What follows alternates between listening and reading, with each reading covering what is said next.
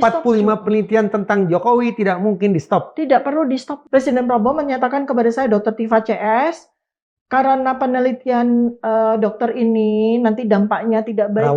Rawan, tidak baik untuk keamanan negara, kelangsungan bangsa dan negara kita, sebaiknya tidak dipublikasi ya. Nah itu, saya akan oke. Ketika Prabowo mengatakan masalah ijazah itu tidak penting, maka pemaknaannya adalah justru menurut Prabowo ini masalah penting.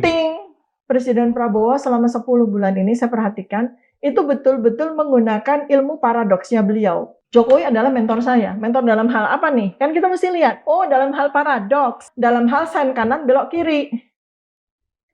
Contoh misalnya, hidup Jokowi, hidup Jokowi, hidup Jokowi. Besok korupsi Pertamina dibongkar. 15 April 2025, saya memberikan warning kepada mereka. Apa bunyi warningnya? UGM jangan ikut-ikutan. Bu Rektor itu sahabat saya, senior saya. Beliau sangat kenal dengan saya. Saya cuma pengen sampai, udah dong, UGM nggak usah ikut-ikutan. Suka tidak suka, saat ini pula kaki Dr. Tiva yang lain berada di ranah pidana. Harus mempertanggungjawabkan perkataannya, perbuatannya secara pidana, hukum. Sekarang pertanyaan saya, kenapa saya kakinya harus ada di ranah pidana? Once dia menyerahkan ijazahnya di KPU, KPUD, dan kemudian KPU, ini sudah menjadi wilayah domain publik. Baik saya, Bang Roy, Bang Rismon, dan teman-teman aktivis dan akademisi yang lain itu terlindungi oleh undang-undang untuk melakukan pekerjaan kami. Nggak ada pidananya di situ.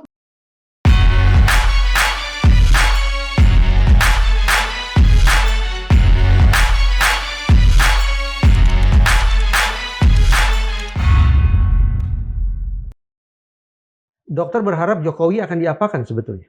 Sebetulnya dari awal ya, kita semua bersepakat untuk nggak ada artinya kalau ada dua materi yang nggak hadir pada waktu gelar perkara. Satu, Joko Widodo sendiri, ya. Kemudian kedua, ijazahnya. Tapi di hilir sana nanti, akhir dari proses hukum ini, Jokowi sebetulnya dalam angan-angan Dr. Tiva, sepatutnya diapakan? Saya sudah membuat sebuah gambaran apa yang terbaik untuk bangsa ini. Tidak hanya untuk Jokowi? Tidak hanya untuk Jokowi, tapi untuk bangsa ini. Ya. Karena ini kan, udah sangat masif ya kerusakannya. Jadi, yang saya bayangkan, saya imajinasikan dan saya doakan adalah terjadi pertobatan dan kemudian kita rekonsiliasi nasional. Assalamualaikum warahmatullahi wabarakatuh.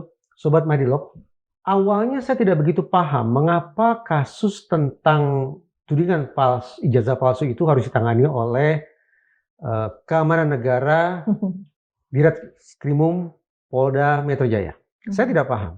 Tapi seiring perjalanan waktu, menyimak berbagai macam pernyataan disampaikan oleh Dr. Tiva, oleh Mas Roy, oleh Bang Rismon, saya mulai paham bahwa tampaknya memang gelegar dari apa-apa yang mereka lakukan bisa berdampak serius bagi keamanan negara. Tidak hanya seorang Joko Widodo, tapi reputasi Universitas Gadjah Mada, reputasi KPU, reputasi MK barangkali juga dipertaruhkan kalau hilir dari proses hukum ini sesuai seperti yang diinginkan oleh Dr. Tiva. Ya. Nah, mari kita berbincangkan tentang kemungkinan adanya gangguan besar terhadap keamanan negara ini bersama tamu yang sudah berulang kali datang ke ruang diskusi Madilog, yaitu Dr. Tiva Wizia Tiasuma, peneliti dan aktivis. Siap. Terima kasih ya Dok sudah datang ke ruang diskusi Madilog. Kembali ke pertanyaan saya tadi. Berarti apa yang terbaik dulu bagi Jokowi? Sebelum kita bicara tentang apa yang terbaik bagi bangsa, apa yang terbaik bagi Jokowi? Yang terbaik bagi Jokowi ya sebetulnya nggak ada sih gitu ya. Karena sama dengan semua orang, semua tokoh atau semua mantan penguasa di seluruh dunia selama ribuan tahun, kan akan menanggung akibatnya sendiri ketika seseorang itu melakukan kesalahan. Apalagi ini kesalahannya bukan sekedar sebuah reputasi akademik begitu ya, tetapi ini membawa sebuah akibat yang sangat masif, sistematis dan membawa kehancuran. Dugaan kesalahan dong, bukan kesalahan, karena kan proses hukum belum selesai. Iya, kalau dari penelitian saya kan udah mengarah kepada itu kan. Ya. Kesalahannya apa? Ya, ini persoalan akademik. Ya, persoalan akademik yang jadi saya tuh melihatnya gini. Soal ijazah udah selesai. A sampai Z-nya udah selesai. Dari sisi penelitian saya. Berdasarkan data-data dan variabel-variabel yang saya temukan. Simpulannya adalah ijazah itu? Ijazah itu, jadi simpulannya ini masih hipotetikal ya. Karena kan sedikit lagi nanti. Ketika kita masuk di dalam area pembuktian, apa yang saya buktikan dengan paling akhir adalah hadirnya 5 bundel yang ada di saya. Hipotesisnya apa? Ijazah itu palsu. Dokter ingin mengatakan begitu. Kalau dalam nomenklatur ilmiah yang saya pegang secara setia kan nggak ada palsu. Ya. Jadi? Iya, otentitas ijazah itu yang paling tepat. Kata-kata science base-nya tuh otentitas ijazah. Artinya ijazah itu tidak otentik. Ya, Hipotesisnya begitu. Ya, jadi pertanyaan penelitiannya itu adalah inkonsistensi dari sebuah dokumen publik. Ya, ini publik ini harus bicara di sini. Ya, pertanyaannya adalah apakah otentitas dokumen publik yang digunakan untuk memperoleh jabatan, ya, itu otentik atau tidak kan itu. Saya akan masuk ke perdebatan substansi tentang apa yang sudah menjadi bahan penelitian Dr. Tifa. Tetapi saya mundur satu langkah dulu. Dr. Tifa bisa melihat di sini ada foto Prabowo, ada foto Gus Dur, foto SBY, foto Habibie. Ya. Di atas juga ada foto Yusuf Kala, foto Sudarmono, foto Pak Maruf Amin. Ya. Kenapa yang terus-menerus diteliti oleh Dr. Tifa adalah sebatas Jokowi? Sebenarnya kan mulai dari bukan penelitian dulu ya. Mulai dari begini. Saya 2014 itu bukan mendukung, memilih beliau atas dasar satu aja. Artinya mendukung itu mencoblos. Memilih ya, mencoblos ya. Saya mencoblos 2014 atas dasar romantisme. Saya alma maternya UGM, beliau dikenal sebagai alumnus UGM. Itu aja sebenarnya. Karena sebenarnya kan bagi saya dia adalah blank check ya. Kita kan nggak tahu. Saya juga waktu itu tidak terlalu memperhatikan ketika dia jadi wali kota, kemudian jadi gubernur, itu saya tidak terlalu hirau. Tapi begitu kita harus memilih antara si A dan si B yang harus saya pilih, saya cuma satu, mengandalkan romantisme saya aja. Itu tahun 2014? 2014, kebanggaan uber alles yang kadang-kadang terlalu berlebihan ya, itu yang membuat kita matanya buta gitu loh. Nah kemudian seiring waktu, ada data-data yang udah mulai masuk di dalam area pertanyaan penelitian saya kan membawa masalah, yaitu pemenjaraan dari Bambang Tri. Kan itu ya, itu kan menjadi masalah karena ada seorang warga negara yang kemudian dipenjara karena persoalan ini. Nah, disitulah kemudian naluri penelitian saya sudah mulai terbuka, gitu ya. Diam-diam saya melakukan penelitian, objeknya adalah Jokowi Undercover, karya dari Pak Bambang Tri. Ya, kemudian ya sambil lalu, kemudian udah mulai muncul orang-orang yang bertanya dan kemudian menjadi dokumentasi publik ya. Oh ini ada mahasiswa yang menyatakan Bang Roy Suryo juga waktu itu ini loh ijazah saya dibandingkan dengan ijazah seorang alumnus juga MIPA gitu ya tahun 85. Kemudian mulailah muncul waktu itu berdasarkan koleksi ijazah data saya itu Republika itu yang pertama kali menyampaikan fotokopi ijazah yang disebut sebagai ijazah Joko Widodo. Itu pertama kali di tahun 2007. Saya koleksi. Nah, kemudian saya jadikan ini sebagai materi penelitian saya itu 2022 ketika sekali lagi Bambang Tri dipenjarakan bersama Gus Nur. Nah, ini kan kemudian mengusik bukan hanya rasa naluri peneliti saya, tetapi mengusik nurani. Kenapa? Kok seperti ini? Tapi itu proses hukum. Bukan kalau misalnya tindakan main hakim sendiri, kriminalisasi, katakanlah demikian masuk akal. Tapi ini kan ada proses hukum. Proses hukumnya kan kita sudah belajari juga kan. Kalau Dr. Tifa mau trade proses hukumnya seperti apa? Ya kalau saya ada kriminalisasi di situ, ada ketidakadilan di situ. Karena materi utamanya adalah Bambang Tri itu menggugat soal ijazah kan, kemudian dibelokkan menjadi penistaan agama kan itu. Nah di situ ya, saya orang yang awam hukum waktu itu. Kalau sekarang kan jadi belajar banyak kan gitu. Mengusik nurani, saya rasa bukan hanya saya lah. Masa cuma saya? Bagaimana dengan nurani 270 juta rakyat Indonesia waktu itu? Sekarang udah jadi 281 juta jiwa. Masa kalian, Anda semua, nggak terusik nuraninya? Melihat seseorang dikriminalisasi dan akhirnya dipenjarakan, ya, ketika materi yang ditanyakan sejak 2016 itu tak juga kunjung disampaikan di pengadilan. Sebelum saya ingin percaya, saya ingin percaya pada apa yang Dr. Tifa katakan. Tapi dengan segala hormat, pada satu sisi Dr. Tifa kan hadir di gelar perkara khusus sebagai ahli kan ya. saksi dan ahli ya Oke, saya. oke.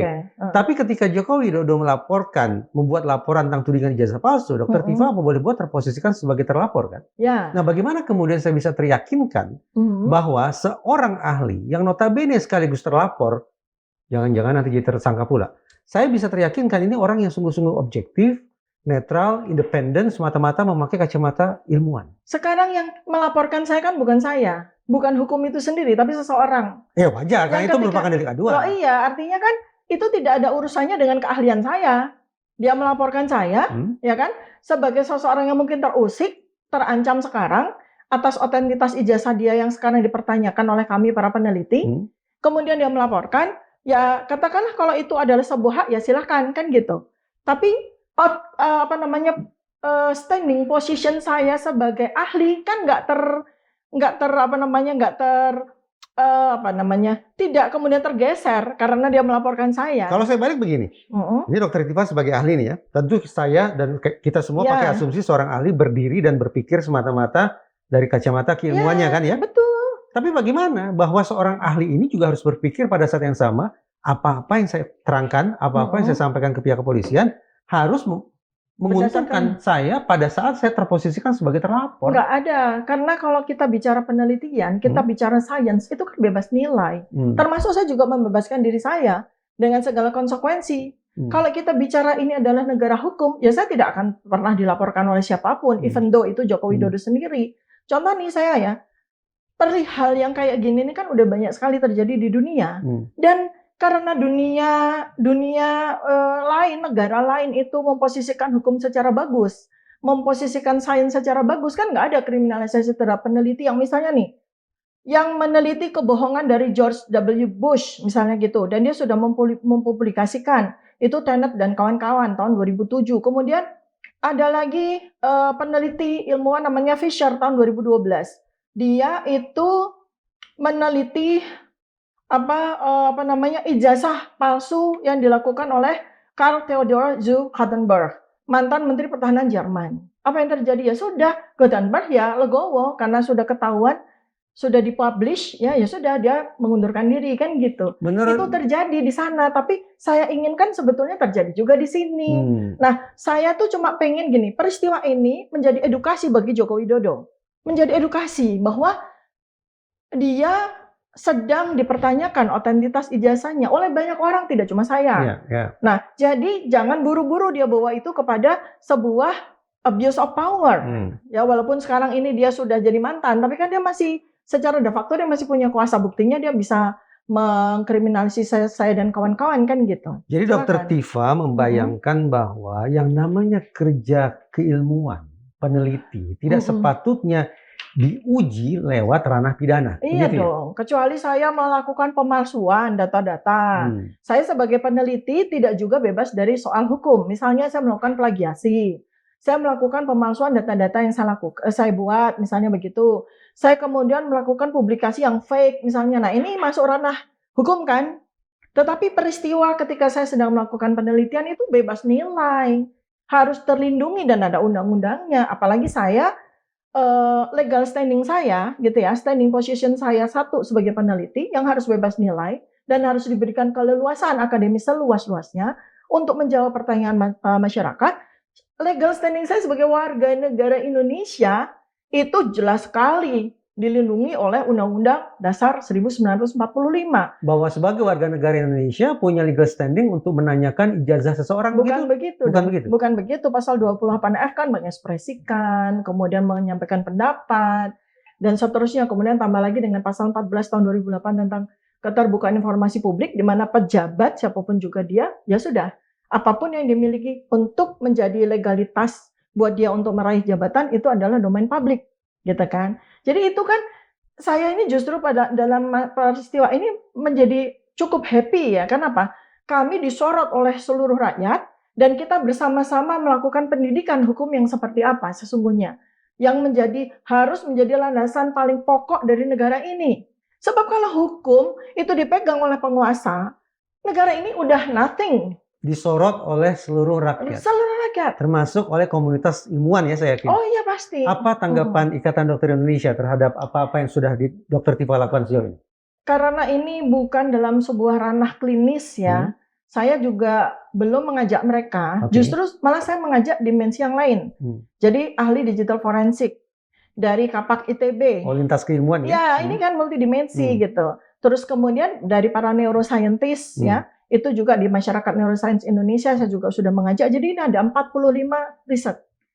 Dalam kurun waktu antara tahun 2022 sampai dengan hari ini. Semuanya yang siap tentang publish. semuanya Tentang ini. Tentang apa? Tentang, jadi payungnya tuh inkonsistensi, inkoherensi, inapropriasi dari dokumen publik terhadap perilaku. Berapa research paper itu? 45. 45. Dari lintas keilmuan. Lintas keilmuan. Ini akan dipublish kapan? Ini jangan-jangan bisa bikin simposium khusus tentang ini. Ini saya sudah bersama dengan setidaknya ada 4 universitas, alumni tapi para alumni dari ITB, kemudian dari ITB, kemudian dari USU, kemudian dari Unhas, kemudian dari UGM sendiri, kemudian dari Unisula ya. Kami sudah, dan ini lintas disiplin ilmu. Lalu 45 paper, 45 makalah ilmiah itu berujung pada simpulan apa?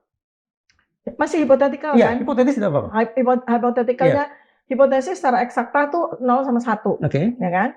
Hipotesis 1 bahwa gitu. Hipotesis 1 bahwa ijazah itu otentik kan gitu. Iya kan? Hipotesis 0, ijazah itu tidak otentik kan gitu. Nah, sekarang persoalannya kita bawa hipotesis itu pada pertanyaan penelitian. Jadi pertanyaan penelitian kita sifatnya terbuka. Inkonsistensi, inkoherensi, inakurasi, inapropriasi antara dokumen dengan perilaku. Dengan perilaku? Perilaku, ya kan? Dengan perilaku dan narasi publik. Dengan perilaku dan narasi publik. Jadi selama sekian tahun sampai dengan hari ini, kita potret semua perilaku-perilaku yang berkaitan dengan dokumen tersebut. Misalnya contoh dalam kemampuan bahasa.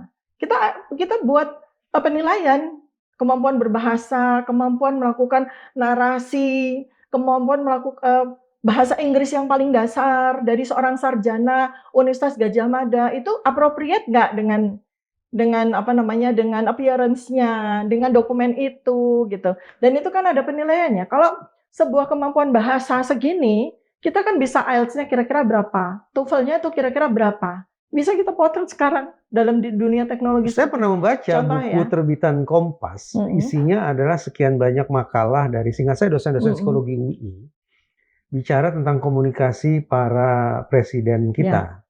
Ya jangan mirip seperti itu ya. Tapi dugaan saya ini maaf ya, tolong saya dikoreksi ini. 45 riset ini sepertinya sudah berangkat dari sikap a priori bahwa Jokowi memang harus serba negatif. Justru bukan saintis nggak boleh a priori. Saya sepakat. Saintis harus skeptis. Betul. Skeptis, beda dengan a priori ya. Apalagi saya sebagai kalau gitu saya challenge-nya begini. Ada tidak sisi dari Jokowi ini yang Dr. Tifa nilai sebagai dimensi yang sangat positif, sangat baik, sangat potensial pada sosok seorang Jokowi? Saya berusaha untuk mencari itu. Karena hipotesis saya satu kan. Dan ketemu? Satu aja sebenarnya. Apa? Kesederhanaan. Cuma satu itu? Yang konsisten ya. Kesederhanaan, itu konsisten loh, harus kita akui. Makna kesederhanaan di situ apa? Dalam penelitian itu kesederhanaan maknanya apa? Ya artinya kan sikap yang... Penampilan lahiriah gitu? Ya, penampilan lahiriah ya. Selebihnya? Dan dia cukup konsisten ya. Artinya dia cukup konsisten gitu ya. Cukup konsisten dia. Berpenampilan sederhana itu konsisten. Ini hanya Jokowi atau Jokowi dan keluarga? Kita lihat Jokowi. Hanya Jokowi ya? Ini subjeknya Jokowi. Kan sederhana itu cukup konsisten. Tidak termasuk menantu. Nah, itu beda lagi. Itu penelitian lagi. Anak tidak, istri tidak ya, hanya Jokowi ya? Ya, tapi itu adalah sebuah confounder ya. Faktor-faktor confounding yang kita hitung juga gitu. Karena itu variabel-variabel yang dependen juga sebenarnya gitu kan. Alhasil itulah satu dimensi yang punya catatan positif dari hasil riset Dr. Tifa. Ya, sederhananya konsisten. Termasuk kesederhanaan pikirannya juga kan. Kesederhanaan narasinya, kesederhanaan dia di dalam mengungkapkan sesuatu yang memang secara kognitif itu sederhana gitu loh. Memang kecerdasannya berapa sih kira-kira? Ya saya bayangkan begini ya. Secara kognitif. Saya pernah utarakan begini.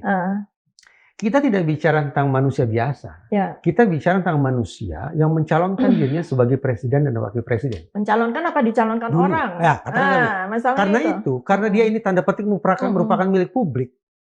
Kita ini berhak loh tahu tentang kepribadiannya seperti apa, betul. kondisi-kondisi rapuhnya seperti apa, termasuk kecerdasannya. Ya. Tapi sepanjang ingatan saya berjalan, tidak ada satupun otoritas psikologi misalnya di Indonesia yang terlibat ya. terbuka mengatakan, oh skor IQ-nya berapa gitu. IQ Jokowi berapa sih? Ya. Kalau Dr. Tifa bisa tidak memberikan estimasi IQ seorang Joko Widodo itu seberapa? Average sih. Average itu berapa? Average itu antara Average itu antara 90 sampai 100, 105 lah gitu. Average ya. Karena kan ini penilaian saya, ini hypothetical. Sekali lagi hypothetical. Saya butuh alat, butuh instrumen. Dan itu harus dijawab sama yang bersangkutan. Ini hypothetical berdasarkan based on teknologi ya. Saya catat ya, Dr. Tifa, estimasi ini. Average itu seperti 95 105 ya. 95 sampai 105. 95 sampai 105. Kemudian orangnya sederhana. Sederhana. Nah, ada begini, Dr. Tifa saya yakin lebih paham. IQ itu pengaruhnya terhadap keberhasilan manusia hanya 20%. Betul. Secara psikologi. Betul. Saya nggak terlalu sepakat ya, tapi oke lah silakan. Bagaimana seorang Joko Widodo, sarjana kehutanan, sarjana ya? Kan sedang kita pertanyakan itunya. Bagaimana Joko Widodo bisa menjadi seorang presiden Joko Widodo? Persoalannya kan begini ya, setelah kita membuka tingkap-tingkap ya, boleh dibilang ini sebuah kotak Pandora yang tingkap-tingkapnya udah mulai terbuka.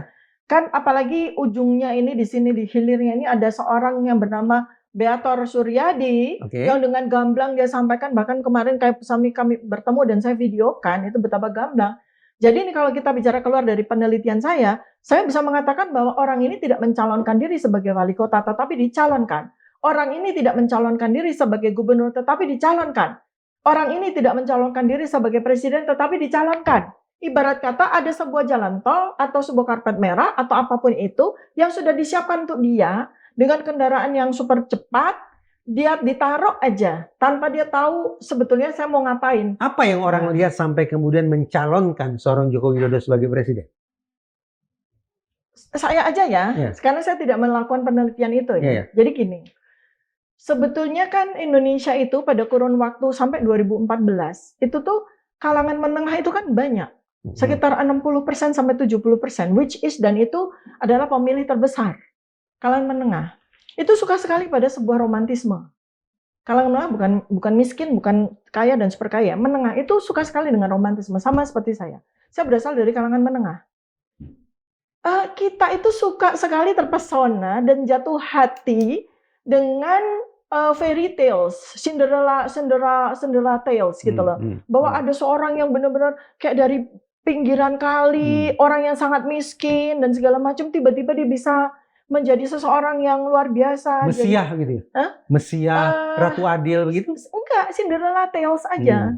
Cinderella tales ya. Jadi kisah Cinderella, dia berasal dari kalangan yang pokoknya dari kali, kemudian dia tersyok-syok susah sampai segala macam, sampai dia menjadi wali. Itu sebuah cerita yang sangat mempesona kalangan menengah. Itu saya rasa itu yang terjadi. Jadi kita terpesona dan pesona itu dipindai dengan sangat cerdas oleh orang-orang yang menjadi satu kelompok yang mencalonkan dia, dan itu sebetulnya adalah sebuah kisah sukses yang sering sekali terjadi di dunia. Itu nggak genuine, itu banyak banget terjadi seperti Hitler misalnya, seseorang yang nowhere, dia di mana, anaknya siapa dan segala macam, itu kan terjadi. Dan hasil Jokowi bukan, maaf kata nih, jangan kita potret sebagai orang jahat yang sudah mengelabui kita ya. Justru kita ini terkelabui oleh kita sendiri. Di awalnya. Kalau saya gunakan kata kita. Di awalnya. Karena kan saya dengan sependek ilmu neuroscience perilaku saya, pertama dia juga begitu. Pertama, makhluk baik lah gitu saya bilang, yang dipakai, diberikan baju, dimahkotai, diberikan kendaraan dan sebagainya. Dulu orang baik berarti ini. Saya bukan orang baik, tapi orang yang diberikan sebuah fasilitas untuk menjadi untuk memperoleh jabatan tersebut secara sangat mulus. Tetapi kalau kita lihat ya, sejarah mengatakan nggak ada cerita orang itu bisa jadi wali kota dengan mulus, tiba-tiba jadi gubernur, baru 2 tahun dia tinggalin untuk jadi presiden. Itu sebuah anomali sejarah. Dan karena anomali sejarah, maka kita harus berpikir, ini pasti bukan cuma pekerjaan satu orang. Ini pekerjaan sekelompok orang. Puja-puji terhadap kedahsyatan Jokowi, itu Ya. juga datang dari Presiden Prabowo loh.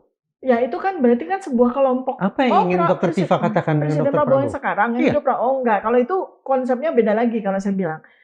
Presiden Prabowo mengatakan, ini kita ke beliau ya, ini sebuah studi perilaku saya yang lain terhadap bagaimana sebetulnya Presiden Prabowo selama 10 bulan ini saya perhatikan itu betul-betul menggunakan ilmu paradoksnya beliau. Ilmu paradoksnya beliau. Dan beliau mengatakan di awal bahwa Joko Widodo itu mentor saya. Dalam hal apa? Dalam hal sen kanan belok kiri. Ya, kalau saya Joko Widodo itu mentor saya. Saya mengikuti beliau. Apa? Yang diikuti sen kanan belok kiri. Paradoks dalam bahasa Presiden Prabowo itu paradoks. Jadi ketika Prabowo mengatakan masalah ijazah itu tidak penting, maka pemaknaannya adalah justru menurut Prabowo ini masalah penting. Buktinya ketika beliau mengatakan ijazah itu nggak penting, Ibu Megawati echoing. Ya kalau nggak punya ijazah apalah itu ya beliau. Kemudian salah satu wakil ketua Golkar waktu itu kalau nggak Idris juga bilang begitu. Dan echoing kan, di antara pejabat tuh echoing. Bahkan sampai kemudian jadi mantan pejabat, mantan menteri, Pak Mahfud MD itu kan echoing. TikToknya bagus gitu. Iya. Contoh misalnya, hidup Jokowi, hidup Jokowi, hidup Jokowi. Besok korupsi Pertamina dibongkar. Kan begitu. Jadi harus perhatikan itu. Pak Presiden Prabowo mengatakan, ini penting sekali ya, dalam neuroscience behavior ini penting.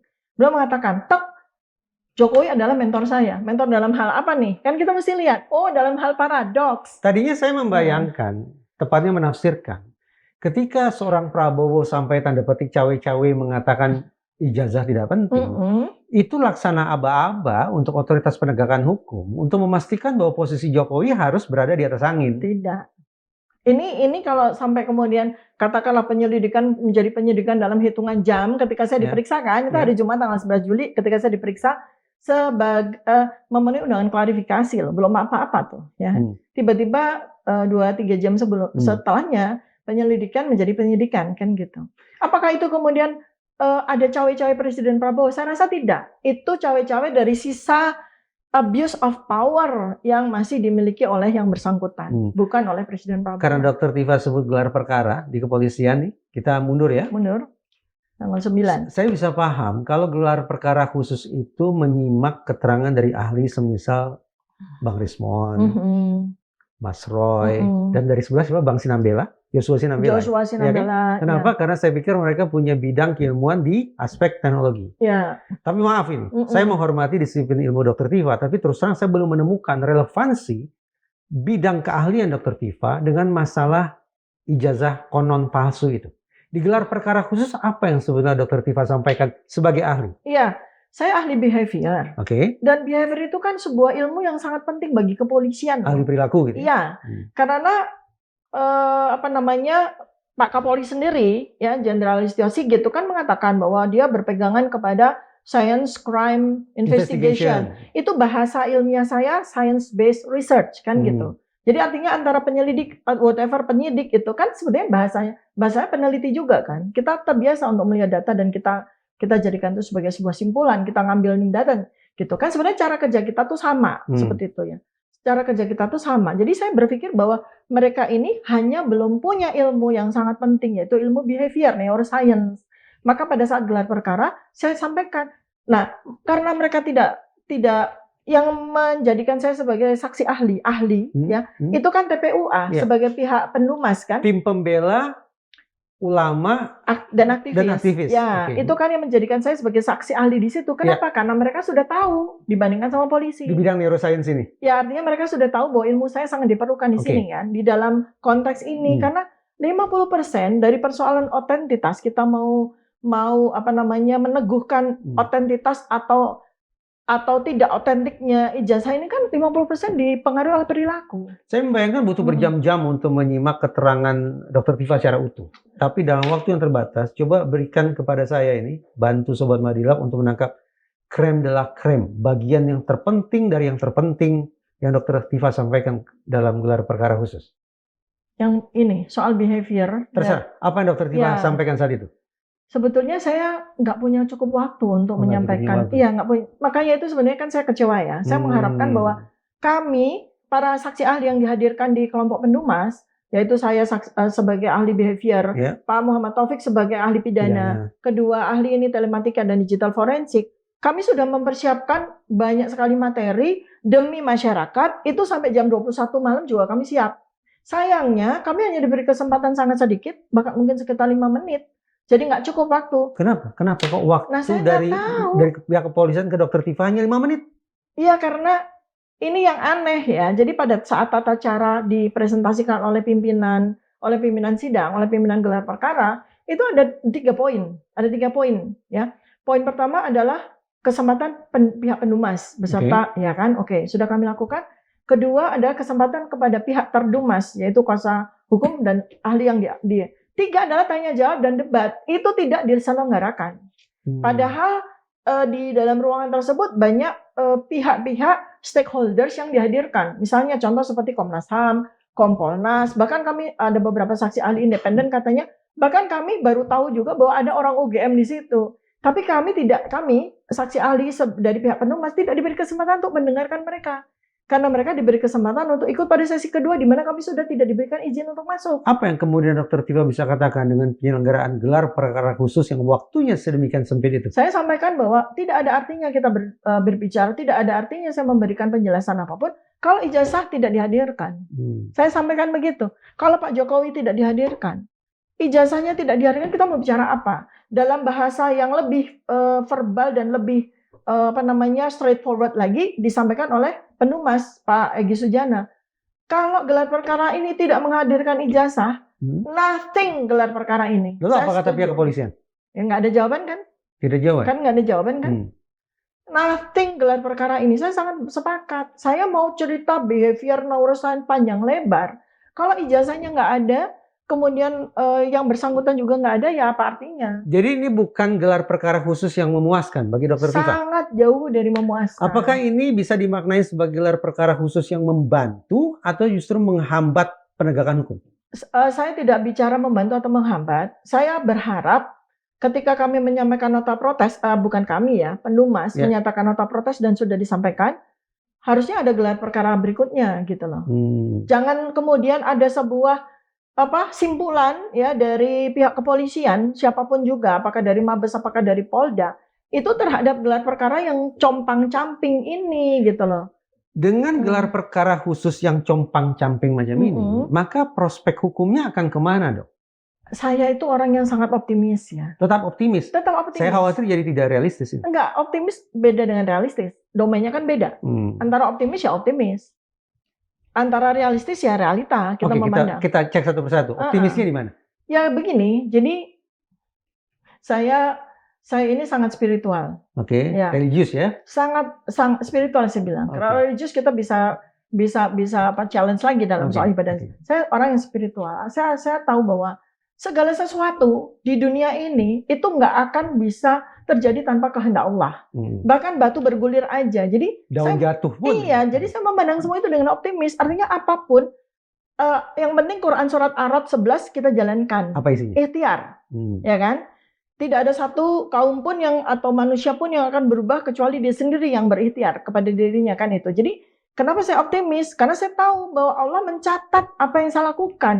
Apa yang saya lakukan pada koridor Sirat Al-Mustaqim. Pegangannya adalah Al-Quran, Kitabullah, baru sains dan kiri kan itu. Niat baik, intinya gitu ya. Niatnya baik, lillahi ta'ala gitu ya. Iya, jadi inamal a'malu biniat. Segala sesuatu berasal dari niat kan gitu. Jadi kita ini hidup di dunia sebagai apa sih? Sebagai hamba Allah. Buat apa sih ya? Buat menjadi alatnya Allah kan gitu. Dalam ini kan saya tidak menyangka bahwa saya menjadi katakanlah satu aktor penting dalam prosesi ini kan gitu. Itu semua kan kehendaknya Allah. Itu yang membangun optimisme pada diri Dr. Tifa. Iya. Tapi realitas penegakan hukumnya bagaimana kira-kira? Ini kan realitas kita bicara manusia di sini kan.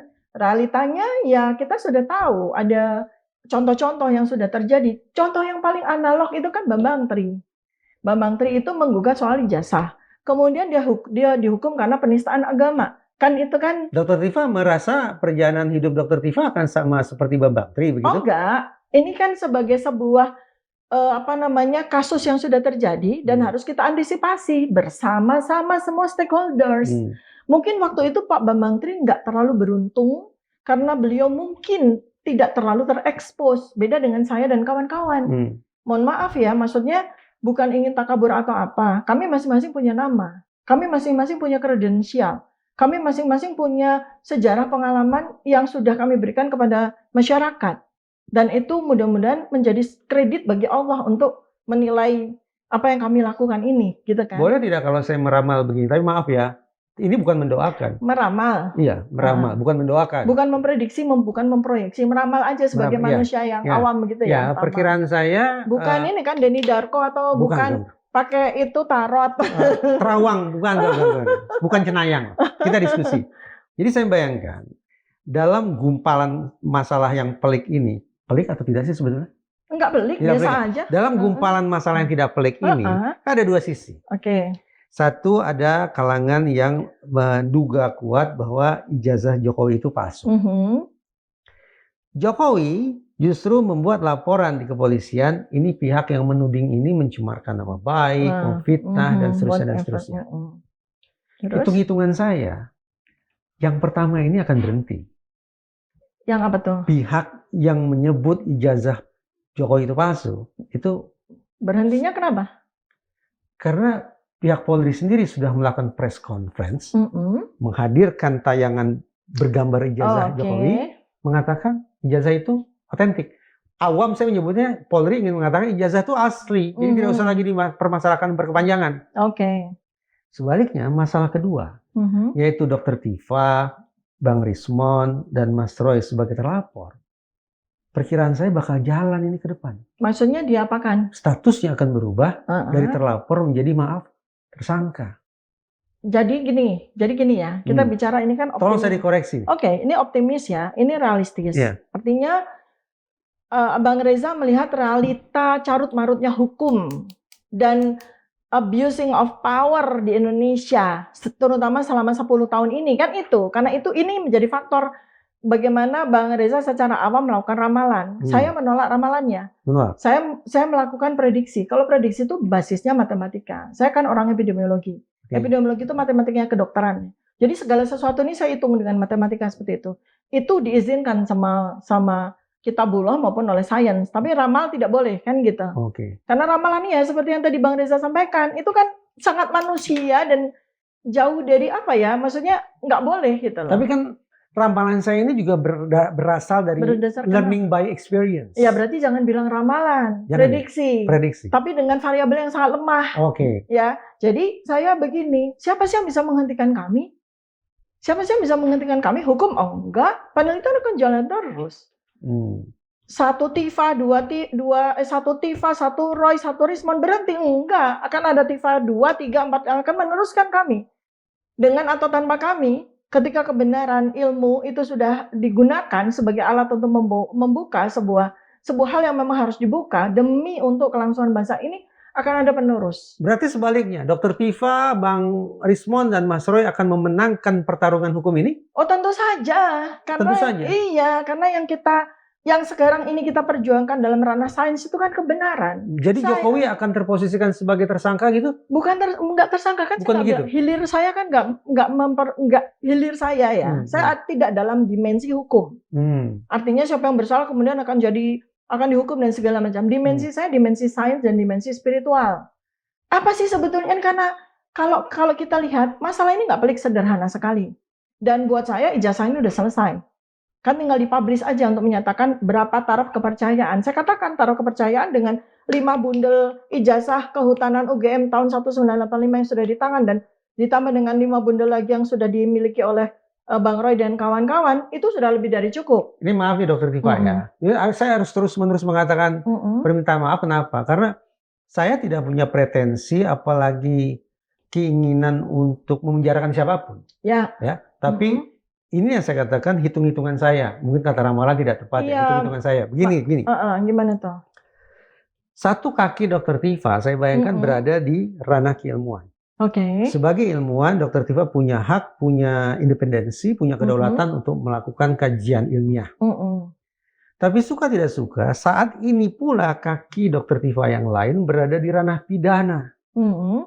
Kenapa saya harus Yang sebagai warga negara harus mempertanggungjawabkan perkataannya, perbuatannya secara pidana, hukum. Sekarang pertanyaan saya, kenapa saya kakinya harus ada di ranah pidana? Apa pidana yang saya lakukan? Saya seorang saintis, sedang melakukan pekerjaan sains. Saya seorang guru, seorang akademisi, sedang melakukan pekerjaan saya untuk memberikan edukasi kepada masyarakat. Di mana letak pidananya? Nggak ada sama sekali. Ijazah ini domain publik, digunakan oleh seseorang untuk mencapai kekuasaan dia. Ini domain publik. Once dia menyerahkan ijazahnya di KPU, KPUD, dan kemudian KPU, ini sudah menjadi wilayah domain publik. Nggak ada unsur pidana di situ, dilindungi oleh sekian banyak pasal undang-undang yang kuasa hukum saya aja lah yang bisa nerangin itu ya gitu. Saya pun sudah tahu kan gitu, nggak ada unsur pidana sama sekali.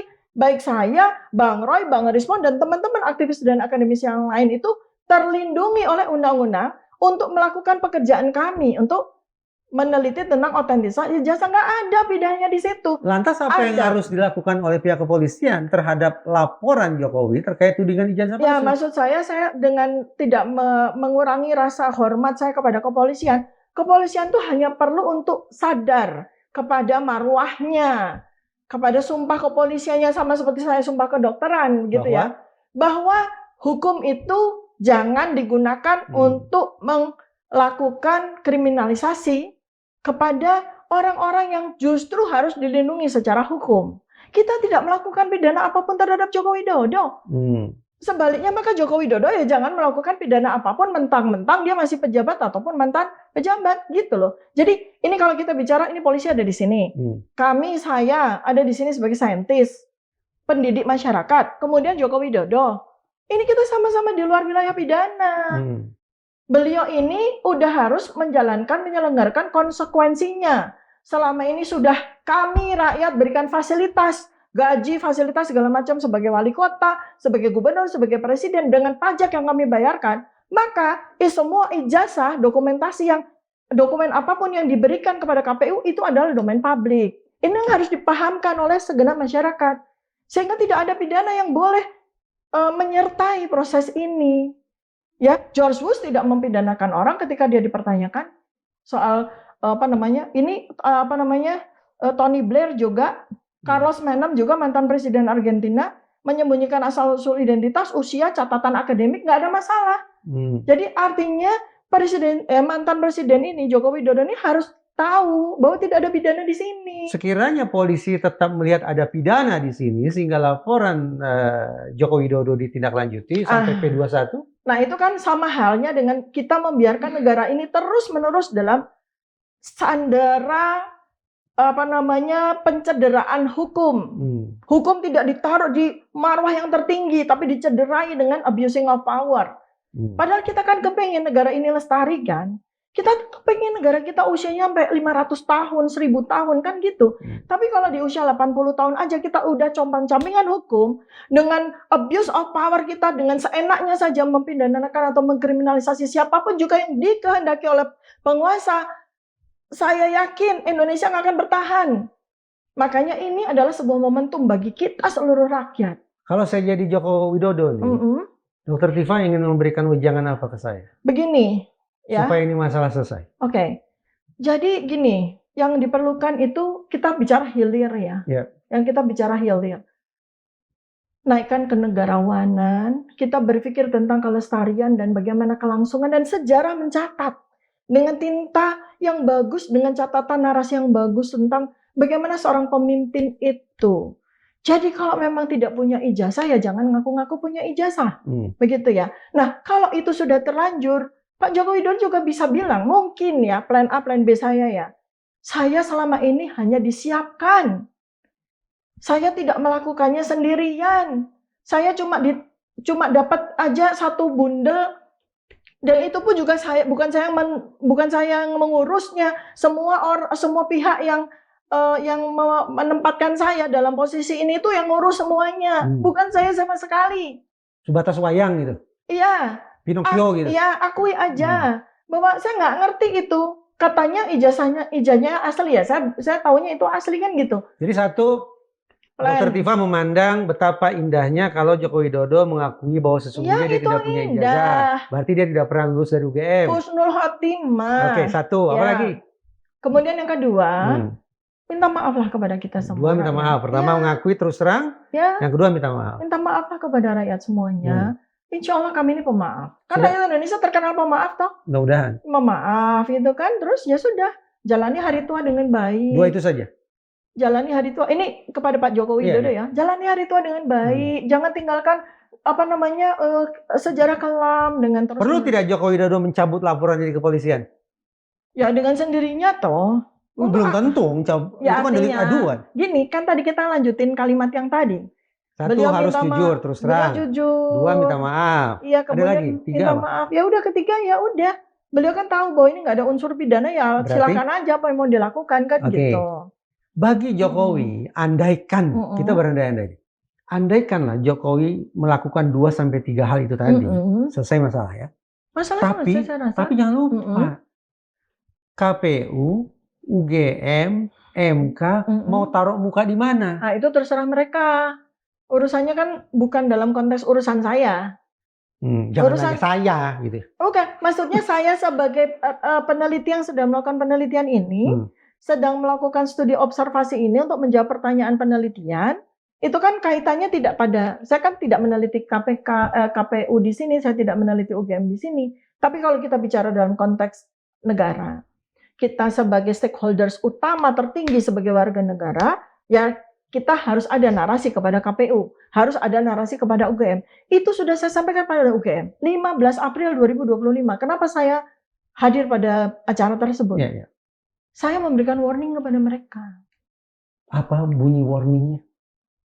UGM jangan ikut-ikutan, diemlah. Jangan ikut-ikutan. Karena saya tahu bahwa sebenarnya Anda tuh tidak terlibat. Tapi oknum yang terlibat. Bukan UGM as a lembaga. Saya katakan, saya bahkan sebetulnya udah ingin sekali ketemu sama Bu Rektor, karena Bu Rektor itu sahabat saya, senior saya. Beliau sangat kenal dengan saya. Saya cuma pengen sampai, udah dong, UGM nggak usah ikut-ikutan. Karena kalaupun ada warning semacam itu sudah disampaikan kemana lagi? Saya sampaikan kepada rektorat yang hadir waktu itu. Di UGM kan ada, seingat saya ada semacam perhimpunan guru besar ya. Ketuanya Profesor Kuncoro itu. Betul. Kebetulan guru besar dari psikologi UGM. Pernah tidak komunikasi dengan mereka? Agar mereka yang komunikasi dengan rektor. Barangkali itu akan terasa lebih menjaga martabat rektor juga. Saya sudah melakukan itu kepada beberapa guru besar. Ya. Apa respon mereka? Ya sebagian besar ya. Sebagian besar. Ya itu tuh anehnya ya. Orang udah nggak punya jabatan apapun kok ya masih takut gitu. Guru besar takut. Takut, nggak mau ikut-ikut. Kata gitu. Takut itu bisa digandeng dengan guru besar. Iya, nggak mau ikut-ikut. Aduh maaf ya kan, segala macam. Tapi sebagian kecil udah mulai mau speak up. Termasuk Profesor Sofian Effendi, mantan rektor. Itu insya Allah nanti kan kami akan lakukan. Ini kan kami sedang melakukan pendekatan, telepon, Prof, gini. Demi universitas yang kita cintai, Prof. Karena yang katakanlah kalau seandainya ada yang terlibat di sini itu oknum, bukan lembaga ini harus kita jaga. Kalau Joko Widodo mengiyakan apa yang Dr. Tifa katakan tadi, itu masih bisa saya imajinasikan. Saya bisa berimajinasi bagaimana seorang Joko Widodo sekali lagi berkata terus terang, dia tidak punya ijazah, dia tidak pernah kuliah, dia kemudian minta maaf. Saya bisa berimajinasi tentang itu. Tapi kalau membayangkan UGM, putar haluan 180 derajat, KPU balik kanan 180 derajat, MK juga, kayaknya mustahil dong. Saya belum melakukan observasi terhadap KPU, sehingga tidak bisa melakukan prediksi. Saya kan tidak imajinasi, manusia saya, saintis saya prediksi ya. KPU belum masuk dalam studi observasi saya, demikian juga dengan MK. Tapi kalau UGM saya sudah, karena ini milik saya kan. Ini milik saya. Bukan imajinasi. Prediksi saya adalah nggak ada masalah dengan UGM. Ya malu dong. Nah, Bagaimana kalau sih? malu kan konsekuensi. Oknum, rektor, oknum ini bukan UGM sendiri. UGM tidak perlu minta maaf, tapi yang perlu minta maaf adalah oknum-oknum. Karena kalau saya bilang begini loh, mereka itu kan para ilmuwan yang cuma ada di kampus, nggak ngerti apa-apa, takut-takut, nggak punya kawan yang lain yang bisa diajak berpikir multidimensi gitu loh. Sehingga mereka itu ketika ini ya. Nah, buat saya itu yang penting oknumnya. Oknum bukan UGM, UGM tetap. Selama UGM tidak mencabut perkataannya, tidak melakukan koreksi.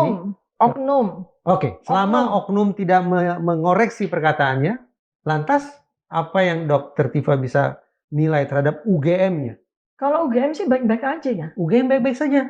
UGM as a lembaga ya, itu kan penilainya berdasarkan standar akreditasi, berdasarkan kepada rating internasional, berdasarkan kepada publikasi jurnal, karya-karya. Ada standar penilaian Kan gitu ya. itu UGM. Ini kan perilaku. Bukan perilaku UGM sebagai lembaga, perilaku oknum. Saya sudah ingatkan rektorat, dekanat yang waktu itu hadir. Ini persoalan ini di luar jangkauan pikiran Anda semua. Saya bilang begitu. Kalau oknum itu sebatas dosen, oke lah, masuk akal. Tapi kalau oknum itu berada di kantor rektorat, apa iya bisa disebut sebagai oknum? Ya kan kita tidak memastikan mereka. Ya tetap oknum lah. Saya anggap itu. Saya ingin melindungi UGM sebagai lembaga. UGM itu punya penilaian-penilaian yang sangat objektif terkait dengan value-nya UGM sebagai lembaga. Masalahnya kan ini oknum, perilaku oknum. Ya, kalau seorang oknum itu melakukan kesalahan dan sebagainya kan gampang konsekuensinya. Ya mundur aja dari jabatannya. Berarti dia tidak bisa melaksanakan sumpah jabatannya dengan baik kan begitu. Atau kalau enggak, permaafan aja, minta maaf, ya terserah nanti khalayak akan menilainya bagaimana. Kalau dia minta maaf dan bagi dia cukup, ya udah silakan aja jabatan dilanjutkan gitu. Seperti halnya apa yang Dokter Tifa katakan, apa yang Dokter Tifa pikirkan jangan dianggap sebagai representasi perkataan dan pikiran dokter se-Indonesia ya? Oh iya, sebagai Tifauzia Tiasuma, seorang peneliti neuroscience behavior yang sedang menjalankan penelitian 45 paper. Itu bukan representasi dari dokter-dokter yang lain, silakan aja mereka secara independen dan secara mandiri gitu, merdeka. Kita kan semua manusia merdeka di bawah Undang-Undang 1945 pasal 28 ayat F itu kita manusia merdeka kan gitu. Kalau ada orang yang tidak bersetuju dengan saya, ya bantah dengan ilmu. Dokter Tifa tidak merasa ada urgensi untuk melakukan penelitian serupa terhadap Pak Ma'ruf Amin misalnya? Kan beliau itu kontribusi, konsekuensi. Dokter percaya terhadap ijazahnya Pak Ma'ruf Amin? Bukan. Sebagai begini loh, kepentingannya itu loh. Kepentingannya ya. Artinya kepentingan terjadi selama 10 tahun yang kita sekarang menanggung utang sekian ribu triliun. Kita yang menanggung itulah anak cucu kita. Kenapa saya tanya tentang Pak Ma'ruf Amin? Sebetulnya talenta bukan hanya untuk men-challenge dokter, seberapa jauh dokter objektif dalam menilai pemimpin-pemimpin kita? Oh enggak dong, kalau itu kan bisa 100 orang saya lakukan dalam ranah penelitian saya. Ya, lalu kenapa tidak? 45 makalah kenapa hanya berpusat pada Jokowi?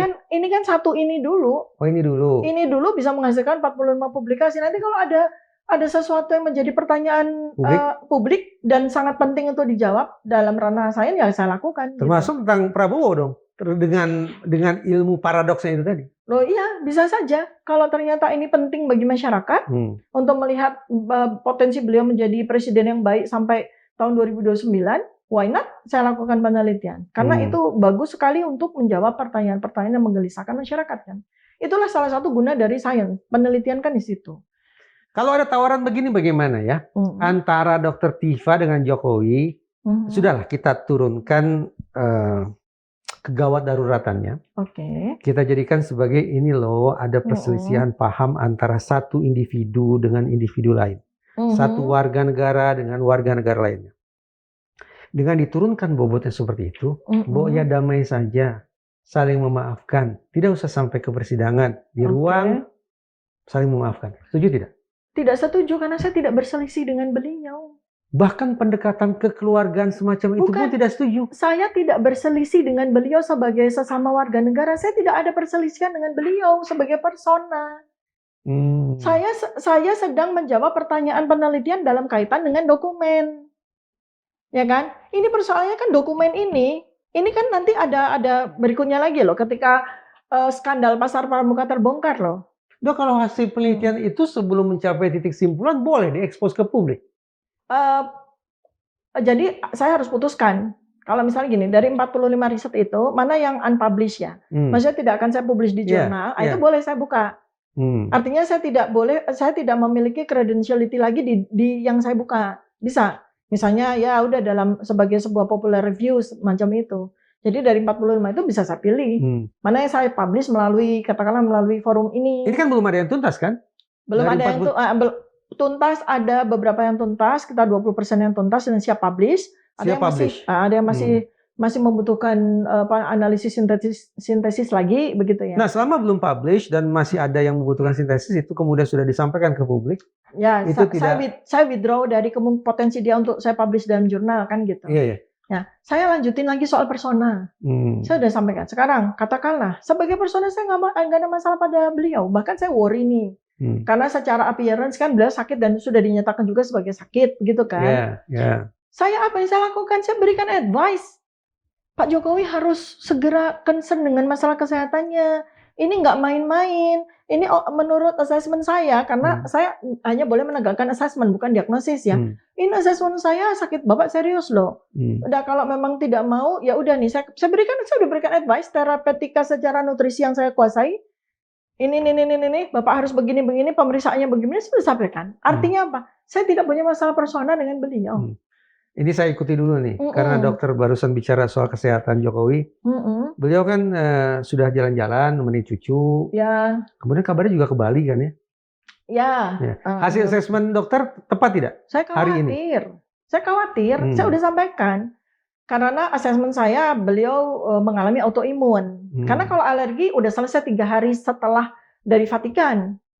Ya, kalau alergi apalah sabun atau ke udara atau makanan itu selesai 3 hari. Masa sih dokter kepresidenan nggak bisa menyelesaikan sebuah alergi kan gitu. Tapi ini kan udah jalan dari 24 April sampai dengan sekarang. Berapa ini? Tanggal berapa ini? Juli kan. Ini terlalu lama untuk sebuah alergi. Dan yang harus digarisbawahi ketika Dokter Tifa menyebut Jokowi diduga autoimun pun jangan dianggap sebagai sebuah serangan pribadi. Bukan, begitu. Saya khawatir sebagai dokter. Kenapa kekhawatiran itu harus ditulis di media sosial? Lah karena saya tidak punya akses terhadap beliau kan. Dan edukasi medis itu sangat bermanfaat bagi banyak pasien autoimun yang lain. Ya, tapi di media sosial dan menyebut subjeknya adalah Jokowi, bukan wahai rakyat Indonesia, hati-hatilah terhadap autoimun. Kan bukan begitu redaksionalnya. Saya tulis. Kenapa saya menuliskan advice saya? Ya, karena banyak pasien-pasien autoimun yang sangat mendapatkan manfaat dari apa yang saya narasikan di media itu. Jadi ini guru gitu loh, guru, dokter gitu, yang kebetulan menekuni juga dalam bidang tersebut, maka saya punya otoritas. Dokter punya pasien banyak?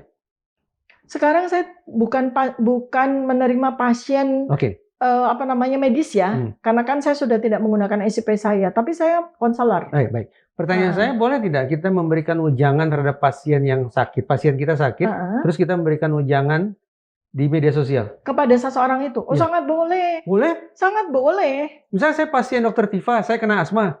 Dokter Tifa memberikan ujangan kepada saya, Reza, sepertinya asma kamu semakin lama semakin parah. Sebaiknya kamu berobat A, B, C. Itu boleh? Sangat boleh. Saya baru yang tidak boleh, yang tidak boleh itu saya melakukan pemeriksaan fisik diagnostik, ya. Tapi kan bukan rahasia pasien berarti. Terapi kok rahasia bagaimana sih, Bu? Forum keadilan tidak tahu saya asma. Tapi begitu dokter tulis di media sosial, Reza, hati-hati asmamu semakin parah. Itu kan buka kartu saya, Bu. Oh, enggak lah. Ini kita kan rasa worry kita kepada, kalau saya bilang tuh, ini kan lebih ya. Kalau kita sebagai orang biasa, worry kita, ya, itu mungkin 1% atau 10%. Ini worry kita kepada seorang mantan presiden, kan. Artinya apa? Rasa kasih ini kan lebih. Karena apa? Apa yang katakanlah dia ignorance dengan kondisinya, itu kan akan diikuti sama orang. Ada nggak rencana membuat tulisan tentang catatan kesehatan Prabowo? Belum ada rencana. Tentang Gibran? Belum ada, ya maksudnya belum ada rencana. Kalau Belum ditanya ada rencana, belum ada rencana. Belum ada rencana. Masalahnya ini gini loh. Kan benar. Lagi-lagi pertanyaan saya, kenapa sih lagi-lagi harus Jokowi aja gitu? Bukan, karena penyakit autoimun yang diderita beliau ini itu sangat mengkhawatirkan bagi penderita penyakit autoimun yang lain. Contoh, penyakit autoimun itu salah satu musuh itu sinar matahari. Itu sangat berbahaya untuk penyakit autoimun. Beliau bersengaja untuk berjemur di pantai. Nah itu kan akhirnya menjadi public domain dong. Nanti kan orang ini beliau panutan kan, mantan presiden. Beliau melakukan itu. Lalu kita diam saja, setan bisu kita.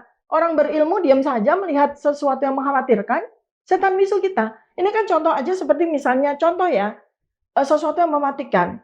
Dilakukan oleh pejabat misalnya begitu.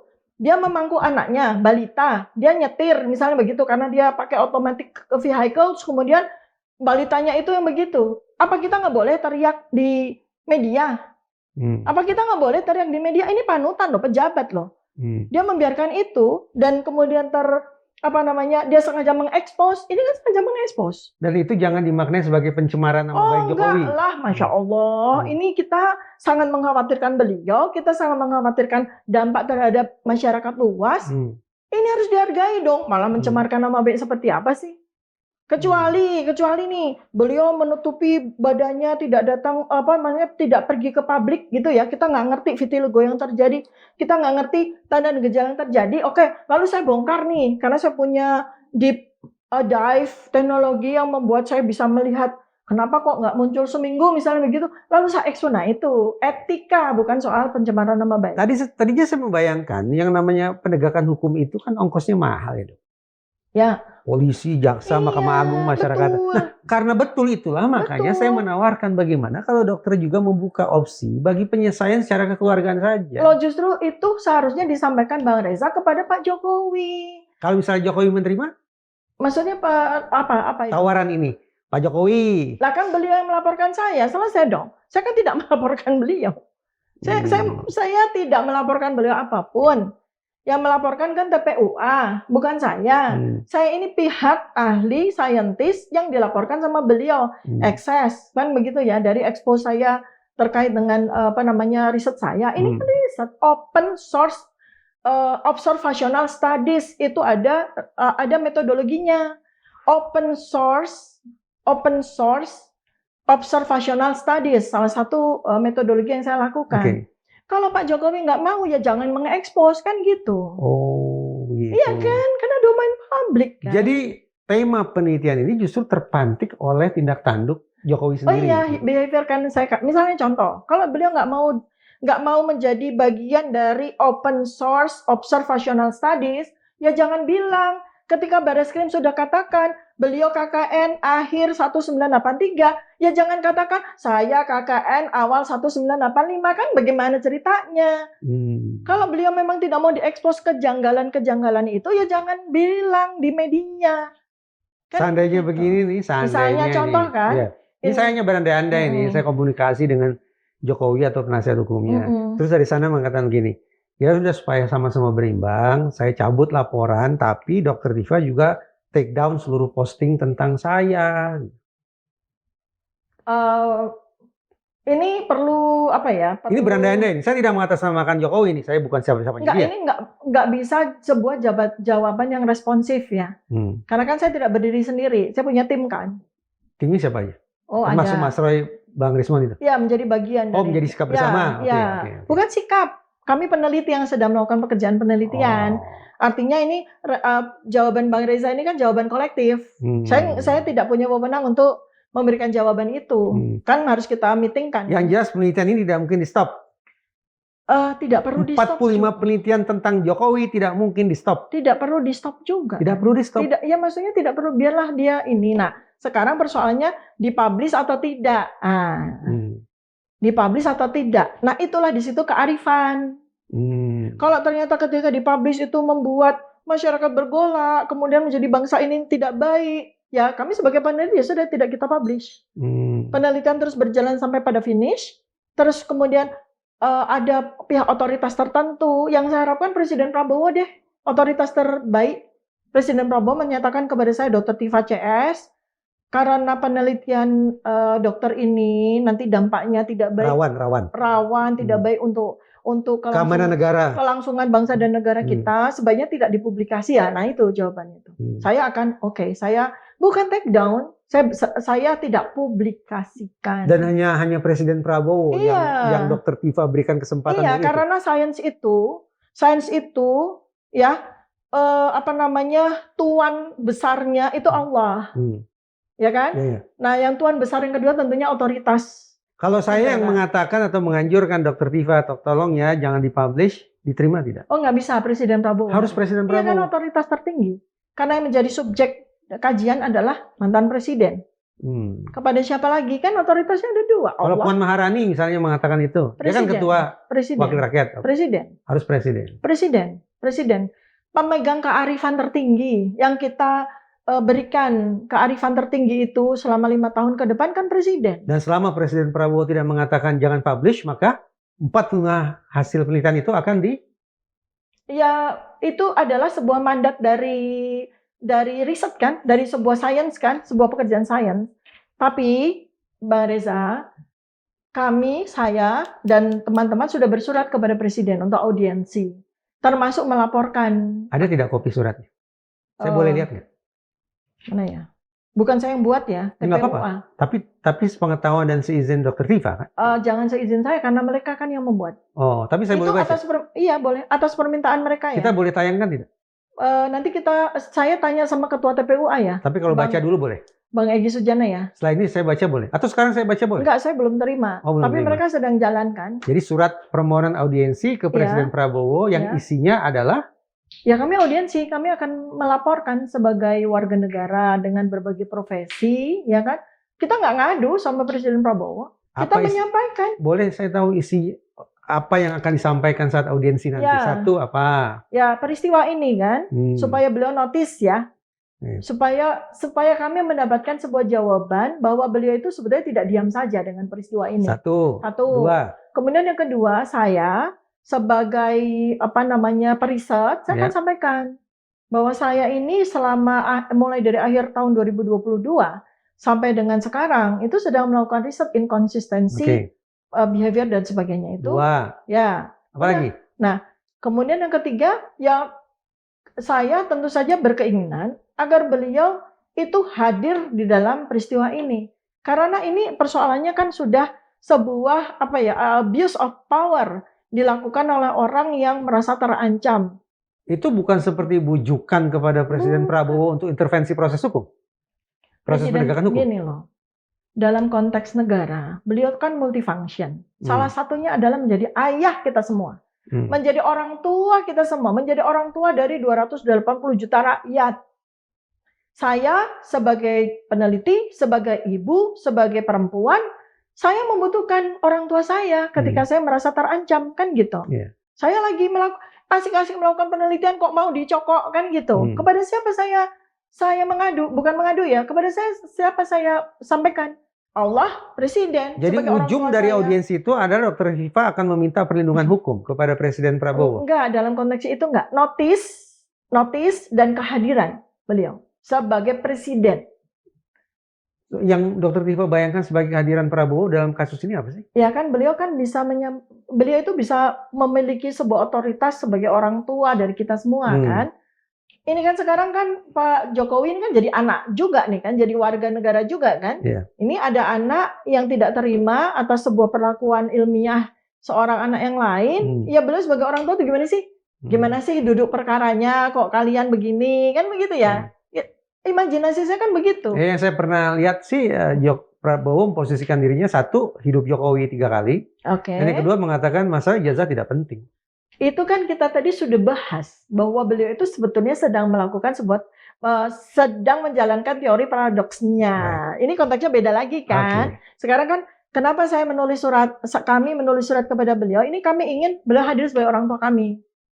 Orang tua warga negara yang sedang terancam. Dr. Tifa Uziah Tiasuma, peneliti sekaligus aktivis, terima kasih sudah datang ke ruang diskusi Madilog. Terima kasih, Dok.